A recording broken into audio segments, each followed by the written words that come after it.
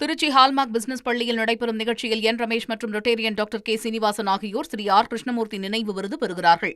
திமுகவோடு கூட்டணி வைத்தால்தான் காங்கிரஸ் சட்டமன்றத்திற்குள் வர முடியும் என்பது அக்கட்சியின் தலைமைக்கும் தெரியும் என அமைச்சர் ரகுபதி தெரிவித்துள்ளார்.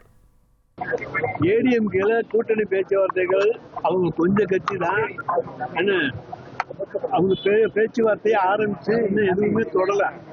பாஜகவுக்கும் ஏடிஎம்கேக்குமே எத்தனைங்கிற முடிவுக்கு அவங்க வரல. இதுல இவங்க யாரு மேஜர் பார்ட்னர் யார் மைனர் பார்ட்னர்ங்கிற முடிவும் அங்க வரல. அப்படி இருக்கிறவங்க நீங்க அவங்களையும் இவங்களையும் அது இடியாப்பா சிக்கல், அதையே எங்களோட சேர்த்து கொண்டு வர்றீங்க. எங்களை பொறுத்த வரைக்கும் நாங்க சுமூகமா தான் பேசுவோம். யாரையும் நிச்சயமாக எங்களுடைய தலைவர் சரியான பாதையில் தான் இந்த கூட்டணியை கொண்டு செல்வார்.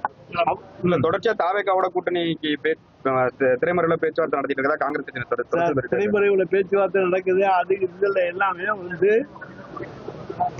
அவங்க கப்சாவா கிளப்பி விட்டுட்டு இருக்க ஒரு விஷயங்கள் தான் தவிர வேற ஒன்றும் கிடையாது. எங்களை பொறுத்த வரைக்கும் தெளிவா இருக்கும். இது அரசியல் கட்சி.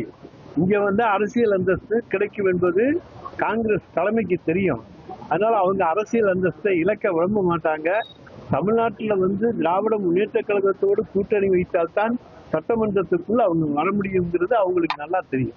அவங்க தோழர்கள் சொல்றது காங்கிரஸோட வேல்யூ தாவேகா புடிச்சிருக்காங்க, விஜய் புடிச்சிருக்காரு. ஆனா திமுக புடிச்சிருக்காங்க. விஜய் கிட்ட யாரும் வரல, அதனால வேல்யூ புரிஞ்சிருக்கா, அவ்வளவுதான்.